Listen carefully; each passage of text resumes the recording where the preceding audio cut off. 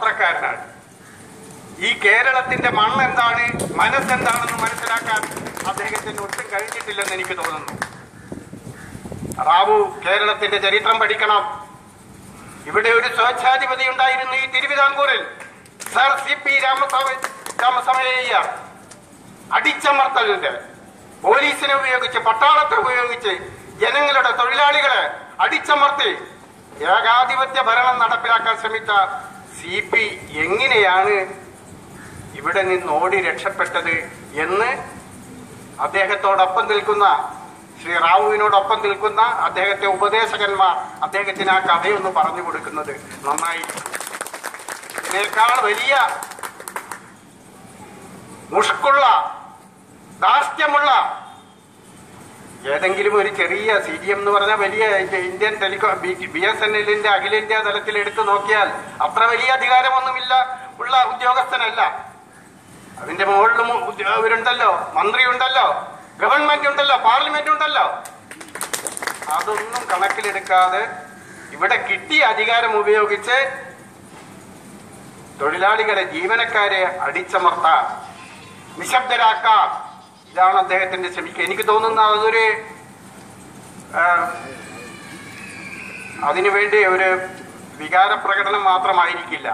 കാരണം എതിർ ശബ്ദമുണ്ടായില്ലെങ്കിൽ, ഇതിൽ നടക്കുന്ന ധൂർത്തും അഴിമതിയും ചോദ്യം ചെയ്യാൻ ആളില്ലെങ്കിൽ ഇവിടെ മറ്റു പലതും നടക്കും. ഇത് തന്നെ വിറ്റു കാശാക്കാനുള്ള ഒരു വലിയ ശ്രമത്തിന്റെ ഭാഗമാണ് നിങ്ങൾക്ക് നേരെയുള്ള ആക്രമണമെന്നാണ് നിങ്ങൾ കാണേണ്ടത്. അതുകൊണ്ട് ഈ സമരം, ഞാൻ അതിന്റെ മറ്റ് വിശദാംശങ്ങളിലേക്കൊന്നും പോകുന്നില്ല. ഈ സമരം BSNLനെ രക്ഷിക്കാൻ വേണ്ടിയുള്ള സമരമാണ്. BSNLനെ രക്ഷിക്കുക എന്ന് പറഞ്ഞാൽ നമ്മുടെ പൊതുമേഖലയെ രക്ഷിക്കുക, നമ്മുടെ ജനങ്ങളുടെ താല്പര്യങ്ങളെ രക്ഷിക്കുക, നമ്മുടെ രാജ്യത്തിന്റെ താല്പര്യങ്ങളെ സംരക്ഷിക്കുക എന്ന ഒരു മഹത്തായ ദേശാഭിമാനപരമായ കടമയാണ് നിങ്ങൾ ഏറ്റെടുത്തിരിക്കുന്നത്. അതുകൊണ്ട് തന്നെ നിങ്ങളുടെ ഈ ധർമ്മസമരത്തിന് ഇന്ത്യയിലെ, കേരളത്തിലെ മുഴുവൻ ജനാധിപത്യ വിശ്വാസികളുടെയും പിന്തുണയുണ്ടാകും.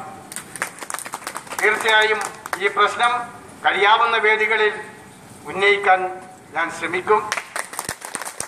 വകുപ്പ് മന്ത്രി ശ്രീ രവിശങ്കർ പ്രസാദിനെ ഞാൻ നേരിട്ട് കാണും.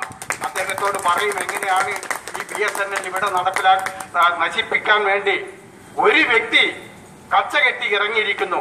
നിങ്ങൾക്ക് ആ വ്യക്തി വേണോ, അതോ കേരളത്തിൽ ലാഭകരമായി പ്രവർത്തിക്കുന്ന, സുത്യർഹമായ സേവനം നടത്തുന്ന BSNL വേണോ എന്ന് നിങ്ങൾ, ഈ വകുപ്പും മന്ത്രിയും തീരുമാനിക്കണമെന്ന് ഞാൻ അദ്ദേഹത്തോട് ആവശ്യപ്പെടും. നിങ്ങൾക്ക് നിങ്ങളുടെ സമരത്തിന് എല്ലാവിധ വിജയങ്ങളും ഞാൻ ആശംസിക്കുന്നു.